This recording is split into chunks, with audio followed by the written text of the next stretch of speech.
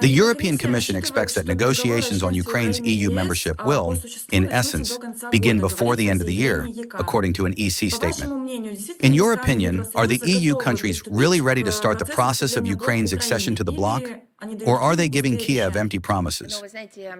Well, it seems to me that we all, the entire international community, are witnessing, though some are accomplices, while others are witnesses, spectators, of a real, genuine performance being staged by Brussels and its individual countries, as well as the Kiev regime, in the context of Ukraine's so-called Euro integration aspirations. This would be very funny if it weren't indeed so sad for all of them. The actors in this production, with remarkable regularity, declare the supposed readiness of Ukraine to join the European Union. They literally report on the allegedly achieved progress during some pre-accession negotiations, and even report on the successful implementation of internal reforms. I think everyone understands this perfectly well, and here, among sensible people, there is clearly an unspoken consensus, unstated, but a consensus nonetheless, that in practice, Ukraine is hopelessly far from meeting the standard, just the standard EU requirements for candidate countries. It is hardly likely to be genuinely ready for accession to this union in the foreseeable future.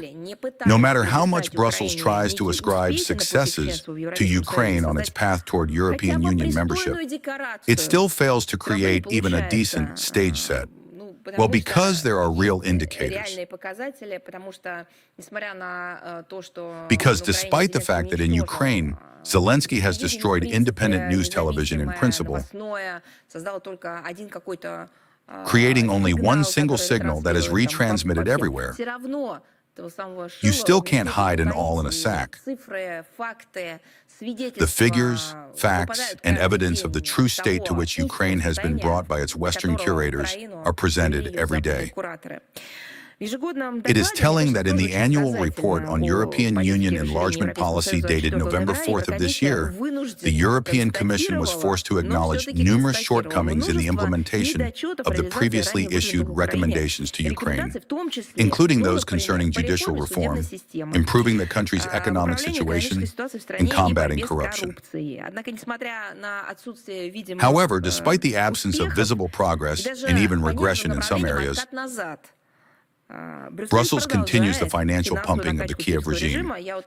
Let us recall that on November 4th of this year, the EU Council approved the fifth tranche within the framework of the Ukraine facility in the amount of almost 2 billion, well, 1.8 billion euros. What kind of approach is this, where reality is not acknowledged, yet they pretend that everything is fine?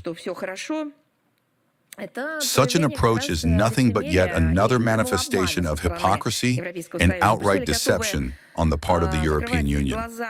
In Brussels, they are ready to turn a blind eye to many things for the sake of their own political ambitions. The decision to launch the negotiation process, if it is ever made at all, will be merely a symbolic step aimed at supporting the Kiev regime, which will demand a visualization of this support in addition to money and weapons. The launch of negotiations and European integration in this case are, of course, about something entirely different. Everything is being done by them to create the appearance of these European integration efforts. But the more they deny or conceal reality, the more everyone understands that all of this is some kind of simulation apparatus. The prospect of Ukraine's membership is meeting increasing discontent from EU member states and candidate countries for accession.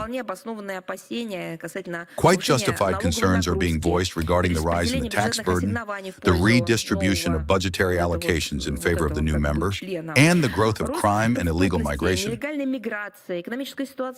The economic situation within the Union, I mean the European Union, which is already critical,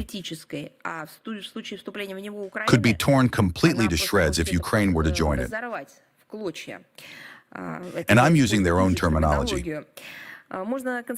Overall, it can be stated that the mutual rapprochement with Ukraine, which Brussels strives for so eagerly, is producing the exact opposite effect.